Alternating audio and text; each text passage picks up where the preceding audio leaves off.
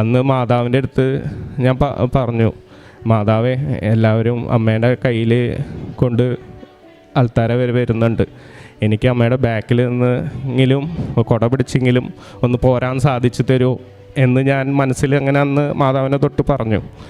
അപ്പോൾ കുറച്ച് കഴിഞ്ഞ് പിന്നിൽ നിൽക്കുക, കുറച്ച് കഴിഞ്ഞ് സിസ്റ്റർ എന്നെ വിളിച്ചിട്ട് പറഞ്ഞു, ഒരു ടോക്കൺ പോലെ എടുത്തപ്പോൾ എനിക്ക് കിട്ടിയത് മാതാവിൻ്റെ പുറകെ നടക്കാനല്ല, മാതാവിൻ്റെ മുന്നേ നടക്കാനാണെന്ന് പറയണേ. വിളക്കും കൊണ്ട് ആദ്യം മുന്നേ പോകാനാണ് പറയണത് എൻ്റെ അടുത്ത്. അങ്ങനെയാണ് എനിക്ക് മനസ്സിലായത്. അത്രയും ഭാഗ്യം എനിക്കുണ്ടായിരുന്നോ എന്നതിന് പോലും എനിക്കറിയില്ലായിരുന്നു. അത് കഴിഞ്ഞ് ഞാൻ അന്ന് മുതൽ തൊട്ടിട്ട് അന്ന് രാത്രി എൻ്റെ വീട്ടിൽ പറഞ്ഞിട്ടല്ല ഞാൻ ഇവിടെ വന്നത്. അന്ന് വീട്ടിൽ പോയിട്ട് അമ്മോട് സംസാരിച്ചു, അങ്ങനെയൊക്കെ അനുഭവങ്ങൾ എനിക്ക് ഉണ്ടായി അവിടെ വെച്ചിട്ട് തന്നെ. പിന്നെ അത് കഴിഞ്ഞ് ഞാൻ വീട്ടിൽ നിന്ന് അതുവരെ പ്രാർത്ഥനയും കാര്യങ്ങളൊന്നും ചെയ്യാത്ത ആൾ പെട്ടെന്ന് അന്ന് തൊട്ടിട്ട് ഞാൻ കൊന്തെത്തിക്കാൻ തുടങ്ങി, ബൈബിൾ എത്തിക്കാൻ തുടങ്ങി, പ്രാർത്ഥന എത്തിക്കാൻ തുടങ്ങി. അന്ന് രാത്രി തൊട്ടിട്ട് എനിക്ക് ഒരു വേറൊരു മനുഷ്യൻ എന്ന രീതിയിലാണ്. അതുവരെ കുർബാനയ്ക്ക് പോകാമെന്ന് പറഞ്ഞു കഴിഞ്ഞാൽ അപ്പം പറയും, നാട്ടുകാരെ കാണിക്കാനെങ്കിലും ഒന്ന് കുർബാനയ്ക്ക് പോകും, അങ്ങനെയെങ്കിലും ഒന്ന് കാണണമെന്ന് പറഞ്ഞു. ഇപ്പം അവരെത്തണയൊക്കെ മുന്നേ ഞാൻ പള്ളിയിൽ എല്ലാ ആഴ്ചയും ഞായറാഴ്ചയും പള്ളിയിലെത്തും. ആദ്യം തന്നെ ഈശോയ്ക്ക് മാതാവിനോട് നന്ദി പറഞ്ഞു തുടങ്ങുകയാണ്. എൻ്റെ പേര് സിൻഡോ, ഞാൻ വരുന്നത് തൃശ്ശൂരിൽ നിന്നാണ്, വടക്കാഞ്ചേരിയാണ് വീട്. ഞാൻ കൃപാസനത്തിൽ ആദ്യമായിട്ട് എത്തിയത് എങ്ങനെയാണെന്ന് അത് പറയാം. ഞാൻ ഇതിനു മുന്നേ ദുബായിലായിരുന്നു, അവിടെയായിരുന്നു ജോലി ചെയ്തിരുന്നത്. അവിടുന്ന് ഞാൻ ജോലി വേണ്ടാന്ന് വെച്ചിട്ട് ഞാൻ തിരിച്ച് നാട്ടിലേക്ക് തന്നെ പോന്നു. അപ്പോൾ ഈ ദുബായിൽ ജോലി ചെയ്യുന്ന കാലഘട്ടങ്ങളിലൊന്നും ഞാൻ പള്ളിയിൽ പോകാറില്ല, ഈശോയുടെ അടുത്ത് പോകാറില്ല, ഈശോനെ ചിന്തിക്കാറ് പോലും ഇല്ലായിരുന്നു. പ്രാർത്ഥനയും ഇല്ല, ഒന്നുമില്ല. അങ്ങനെ നടന്നു വരുന്നൊരു വ്യക്തിയാണ്. പിന്നെ നാട്ടിൽ വന്നു. അതിൻ്റെ ഇടയിൽ എൻ്റെ കല്യാണം കഴിഞ്ഞ് 5 വർഷമായി. ഞങ്ങൾക്ക് കൊച്ചുകളൊന്നും ഉണ്ടായിരുന്നില്ല. അപ്പോൾ അതിൻ്റെ ഈ വന്നതിന് ശേഷം കുറച്ച് കഴിഞ്ഞപ്പോൾ എൻ്റെ വൈഫ് പ്രഗ്നൻ്റ് ആയതിന് ശേഷം അവിടുന്ന് കുഴപ്പമില്ലാതെ അങ്ങോട്ട് പോന്നു. 5-ാം മാസമായപ്പോൾ അവൾ പ്രസവിച്ചു, വീട്ടിൽ തന്നെ പ്രസവിച്ചു. അപ്പോൾ ഒരു പെൺകുഞ്ഞായിരുന്നു. അപ്പോൾ അവിടെ നിന്ന് ഞങ്ങൾ അടുത്ത ഹോസ്പിറ്റലിൽ ചെന്ന് അവർ വീട്ടിൽ വന്ന് കൊച്ചിൻ്റെ ആ ഒരു ഇത് കഴിഞ്ഞ് ഇപ്പോൾ ഞങ്ങൾ ഹോസ്പിറ്റലിലേക്ക് എത്തിച്ചു. അമലയിലാണ് ചെയ്തിരുന്നത്. അപ്പോൾ അവിടെ എത്തിച്ച് മാക്സിമം ഒരു 2 മണിക്കൂർ ഉണ്ടായിരുന്നുള്ളൂ എൻ്റെ കുഞ്ഞിൻ്റെ കയ്യിൽ. അപ്പോഴേക്കും ഞങ്ങളെ വിട്ട് പോയി. അപ്പോൾ ആ ഒരു ഡിപ്രഷനിൽ ഞാനിങ്ങനെ നടന്നുകൊണ്ടിരിക്കുക. ആരുമായിട്ടും സംസാരങ്ങളില്ല, ഒന്നുമില്ല, പള്ളിയിൽ പോക്കില്ല, അതൊന്നുമില്ല. അന്ന് പണ്ട് ഇതുമില്ല, ഇപ്പം കഴിഞ്ഞിട്ടും ഉണ്ടായിരുന്നില്ല. അപ്പോൾ പിന്നെ അതിന് ശേഷം എൻ്റെ ചേട്ടനായിരുന്നു എന്നെ ഇവിടെ എത്തിച്ചത്. ആൾ മുന്നേ കൃപാസനത്തിൽ വന്ന് ഉടമ്പടി എടുത്ത് പോയതാണ്. അപ്പോൾ അതിന് മുന്നേ ആൾ പറഞ്ഞുകൊണ്ടിരിക്കുന്നുണ്ട്, ഇത് കഴിഞ്ഞതിന് ശേഷം ഞാനിങ്ങനെ നടക്കുമ്പോൾ എന്നോട് ആൾ പറഞ്ഞുകൊണ്ടിരിക്കുന്നുണ്ട്, നീ വായോ കൃപാസനത്തിൽ വായോ, മാതാവിൻ്റെ അടുത്ത് വായോ എന്ന് പറയുന്നുണ്ട്. അപ്പോൾ ഞാനിങ്ങനെ അലസമട്ടിൽ അങ്ങനെ നടക്കുമായിരുന്നു. അപ്പോൾ പിന്നെ ഞാൻ ജോലിക്ക് പോകുന്നതിൻ്റെ ഇടയിൽ എന്നും പോണതാണ് ആ മാതാവിൻ്റെ അവിടെ. എന്നും ഞാൻ അതുവരെ ഇറങ്ങിയിട്ടില്ല. പെട്ടെന്നൊരു ദിവസം എന്നെ അവിടെ പിടിച്ച് നിർത്തി, വിയൂർ മാതാവിൻ്റെ അവിടെ എന്നെ പിടിച്ച് നിർത്തി. വേളാങ്കണ്ണി മാതാവാണ്. പിടിച്ച് നിർത്തി എന്നെ കുറച്ച് നേരം അവിടെ നിർത്തി. അതിനങ്ങനെ അന്നത്തെ ദിവസം അങ്ങനെ നിർത്തി. ഞാൻ ഒന്നും പ്രാർത്ഥിച്ചിട്ടൊന്നുമില്ല, അങ്ങനെ പോയി. അങ്ങനെ 2-3 ദിവസം അവിടെ നിർത്തി എന്നെ. വേറെ ഒന്നും ഞാൻ പ്രാർത്ഥിച്ചിട്ടില്ല, വെറുതെ നിൽക്കും. അങ്ങനെ ഒരു 5 മിനിറ്റ് നിന്ന് കഴിഞ്ഞാൽ ഞാൻ പോവും. പിന്നീടാണ് എൻ്റെ ചേട്ടൻ പറഞ്ഞത്, ഇങ്ങനെ കൃപാസനത്തിലേക്ക് പോവുക, അവിടെ പോയിട്ട് ഉടമ്പടി എടുക്കുക, എല്ലാം ശരിയാവും, മാതാവ് നോക്കിക്കോളും എന്ന് പറഞ്ഞു.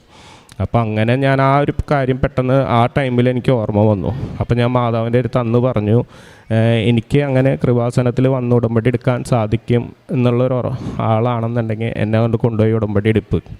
അതുവരെ ഞാൻ അങ്ങനെ പറഞ്ഞ് കുറച്ച് നാൾ ഞാൻ പ്രാർത്ഥിച്ചു. അങ്ങനെ ഡിസംബർ 24-ാം തീയതി, അതായത് ക്രിസ്മസിൻ്റെ തലേദിവസം വന്നിട്ടാണ് ഞാൻ ഉടമ്പടി എടുത്തത്. അതുവരെ ഞാൻ ഉടമ്പടി എടുക്കാൻ വരുമ്പോൾ ആകെ വേണോ വേണ്ടേ എന്നുള്ളൊരു രീതിയിലാണ് വന്നത്. പക്ഷേ അന്ന് ഉടമ്പടി എടുത്ത് ഇവിടെ ഇരുന്ന് പ്രാർത്ഥിച്ച് കുർബാന കഴിഞ്ഞ് ഉടമ്പടി എടുത്ത് പോയി. ആ മുന്നിലെ സ്റ്റേജിൻ്റെ മുന്നിൽ വന്ന് ഞാൻ മാതാവിൻ്റെ അടുത്തൊന്ന് തൊട്ടപ്പോൾ എന്തോ ഒരു അനുഗ്രഹം. അതുവരെ ഉണ്ടായിരുന്ന ഞാനല്ല പിന്നീട് ഞാൻ അവിടെ കണ്ടത് തന്നെ. അന്ന് മാതാവിൻ്റെ അടുത്ത് ഞാൻ പറഞ്ഞു, മാതാവേ, എല്ലാവരും അമ്മേൻ്റെ കയ്യിൽ കൊണ്ട് അൾത്താര വരെ വരുന്നുണ്ട്, എനിക്ക് അമ്മയുടെ ബാക്കിൽ നിന്നെങ്കിലും കുട പിടിച്ചെങ്കിലും ഒന്ന് പോരാൻ സാധിച്ചു തരുമോ എന്ന് ഞാൻ മനസ്സിൽ അങ്ങനെ അന്ന് മാതാവിനെ തൊട്ട് പറഞ്ഞു. അപ്പോൾ കുറച്ച് കഴിഞ്ഞ് ഞാൻ പിന്നിൽ നിൽക്കുക. കുറച്ച് കഴിഞ്ഞ് സിസ്റ്റർ എന്നെ വിളിച്ചിട്ട് പറഞ്ഞു, ഒരു ടോക്കൺ പോലെ എടുത്തപ്പോൾ എനിക്ക് കിട്ടിയത് മാതാവിൻ്റെ പുറകെ നടക്കാനല്ല, മാതാവിൻ്റെ മുന്നേ നടക്കാനാണെന്ന് പറയണേ. വിളക്കും കൊണ്ട് ആദ്യം മുന്നേ പോകാനാണ് പറയണത് എൻ്റെ അടുത്ത്. അങ്ങനെയാണ് എനിക്ക് മനസ്സിലായത്. അത്രയും ഭാഗ്യം എനിക്ക് ഉണ്ടായിരുന്നോ എന്നതിന് പോലും എനിക്കറിയില്ലായിരുന്നു. അത് കഴിഞ്ഞ് ഞാൻ അന്ന് മുതൽ തൊട്ടിട്ട് അന്ന് രാത്രി എൻ്റെ വീട്ടിൽ പറഞ്ഞിട്ടല്ല ഞാൻ ഇവിടെ വന്നത്. അന്ന് വീട്ടിൽ പോയിട്ട് അമ്മോട് സംസാരിച്ചു. അങ്ങനെയൊക്കെ അനുഭവങ്ങൾ എനിക്ക് ഉണ്ടായി അവിടെ വെച്ചിട്ട് തന്നെ. പിന്നെ അത് കഴിഞ്ഞ് ഞാൻ വീട്ടിൽ നിന്ന് അതുവരെ പ്രാർത്ഥനയും കാര്യങ്ങളൊന്നും ചെയ്യാത്ത ആൾ പെട്ടെന്ന് അന്ന് തൊട്ടിട്ട് ഞാൻ കൊന്തെത്തിക്കാൻ തുടങ്ങി, ബൈബിൾ എത്തിക്കാൻ തുടങ്ങി, പ്രാർത്ഥന എത്തിക്കാൻ തുടങ്ങി. അന്ന് രാത്രി തൊട്ടിട്ട് എനിക്ക് ഒരു വേറൊരു മനുഷ്യൻ എന്ന രീതിയിലാണ്. അതുവരെ കുർബാനയ്ക്ക് പോകാമെന്ന് പറഞ്ഞു കഴിഞ്ഞാൽ അപ്പം പറയും, നാട്ടുകാരെ കാണിക്കാനെങ്കിലും ഒന്ന് കുർബാനയ്ക്ക് പോകും, അങ്ങനെയെങ്കിലും ഒന്ന് കാണണമെന്ന് പറഞ്ഞു. ഇപ്പം അവരെത്തണേക്കെ മുന്നേ ഞാൻ പള്ളിയിൽ എല്ലാ ആഴ്ചയും ഞായറാഴ്ചയും പള്ളിയിലെത്തും. അല്ലെങ്കിൽ എന്നെ കൊണ്ട് പറ്റാവുന്ന ദിവസങ്ങളിലൊക്കെ, എനിക്ക് കുർബാന കാണാൻ പറ്റാവുന്ന ദിവസങ്ങളിലൊക്കെ ഞാൻ പള്ളിയിൽ പോകും. ഇങ്ങനെ വന്നുകൊണ്ടിരിക്കുന്ന സമയത്ത് ഞാൻ ജോലിക്ക് പോകണ ഒരു ദിവസം, അതായത് ജനുവരി 19-ാം തീയതി ഞാൻ ജോലിക്ക് പോകാൻ വേണ്ടിയിട്ട് പോവായിരുന്നു, ഞാൻ എൻ്റെ സുഹൃത്തും കൂടിയിട്ട്. അപ്പോൾ ആ ഒരു സമയത്ത് ഞങ്ങൾ പോയിക്കൊണ്ടിരിക്കുമ്പോൾ ഞങ്ങൾക്കൊരു മേജറായിട്ടൊരു ആക്സിഡൻറ്റ് സംഭവിച്ചു എന്ന് പറഞ്ഞു കഴിഞ്ഞാൽ, എതിരെ നിന്ന വണ്ടി, ഞങ്ങൾ പതുക്കെ പോവായിരുന്നു, എതിരെ നിന്ന വണ്ടി വന്ന് ഞങ്ങളുടെ വണ്ടിയുടെ മുകളിലേക്ക് ഇടിക്കാൻ വന്നത് മാത്രമേ ഞങ്ങൾ കണ്ടുള്ളൂ. ഞാൻ ബൈക്കുമേയായിരുന്നു, വന്നത് മാത്രമേ കണ്ടുള്ളൂ. പക്ഷേ വണ്ടി എങ്ങടാ പോയേ, എവിടേക്കാണ് പോയെന്ന് ഒരു ഒന്നും കാണാൻ പറ്റിയില്ല. ഞങ്ങൾ വീണിട്ടില്ല, ഞങ്ങൾക്കൊന്നും സംഭവിച്ചിട്ടില്ല, ഒരു പോറൽ പോലും ഞങ്ങൾക്ക് അന്ന് സംഭവിച്ചിട്ടില്ല. എന്തോ ഒരു ആകിരണം, എന്തോ ഒരു വലയം വന്ന് ഞങ്ങളുടെ മുന്നിൽ നിന്ന പോലെയാണ് ഞങ്ങൾക്ക് അന്ന് ഫീലായത്. അപ്പോൾ അത് കഴിഞ്ഞ് ഞാൻ വണ്ടി ഇറങ്ങി അടിച്ച ആൾക്കാരുടെ അടുത്തേക്ക് ഞാൻ പോവുക, വണ്ടിയിൽ നിന്ന് ഇറങ്ങി ഇടിച്ച ആൾക്കാരുടെ അടുത്തേക്ക് ഞാൻ പോവുക.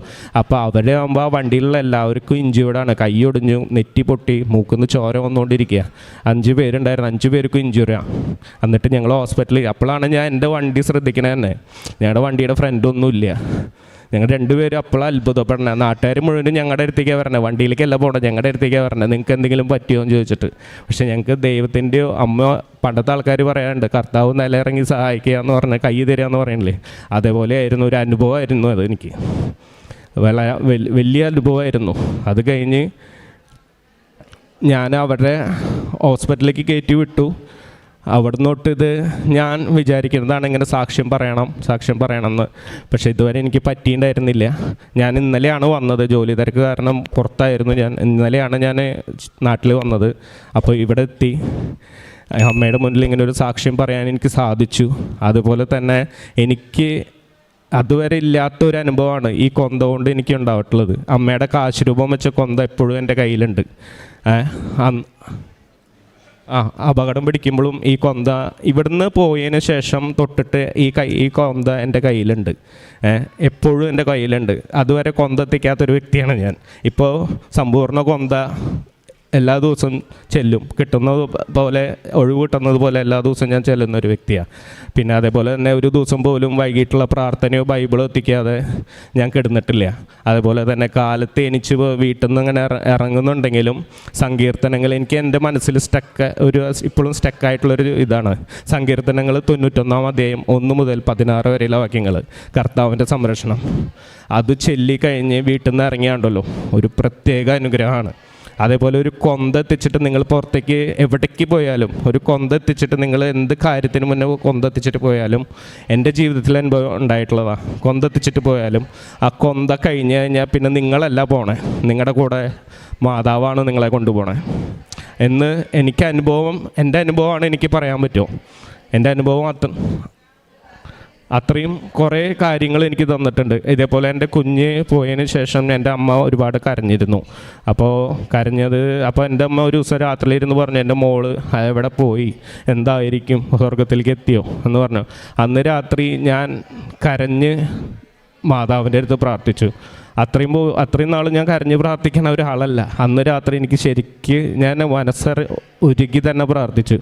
അപ്പോൾ ആ പ്രാർത്ഥനയിലൂടെ അന്ന് ഞാൻ പച്ചത്തിരി കത്തിച്ചിട്ടുണ്ടായിരുന്നു. അച്ഛൻ പറഞ്ഞിട്ടുണ്ടായിരുന്നു പ്രാർത്ഥന കഴിഞ്ഞ് കഴിഞ്ഞാൽ പച്ചത്തിരി കെടുത്താൻ. അന്ന് ഞാൻ കെടുത്തിയിട്ടുണ്ടായിരുന്നില്ല.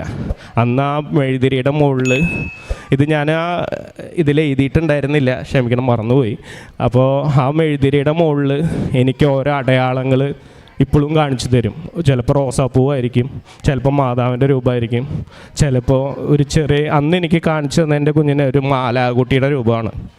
അതെൻ്റെ മൊബൈലിൽ ഇപ്പോഴും ഉണ്ട് ആ ഫോട്ടോ. ഞാൻ ഫോട്ടോ എടുത്ത് എനിക്ക് തോന്നിയാണ് എൻ്റെ അമ്മേനൊക്കെ വിളിച്ച് ഞാൻ അത് കാണിച്ചു കൊടുത്തു. ചിലപ്പോൾ ഞാൻ വരുമ്പോൾ നേരം വഴുകും. അപ്പോൾ പ്രാർത്ഥന എത്തിക്കാതിരിക്കുമ്പോൾ ഞാൻ അത് വന്നു കഴിഞ്ഞാലും പ്രാർത്ഥന കഴിയാതെ ഞാൻ ഉറങ്ങാറില്ല. അന്ന് എനിക്ക് ആ മാലാകയുടെ രൂപം എനിക്കത് മാതാവ് എനിക്ക് കാണിച്ചു തന്നു. എപ്പോഴും വിശ്വസിക്കുന്നു എൻ്റെ കുഞ്ഞ് മുകളിൽ മാലാകയായിട്ട് നടക്കുന്നുണ്ടെന്ന്. നന്ദി, എല്ലാം തന്നതിന് ദൈവത്തിന് ഒരായിരം നന്ദി.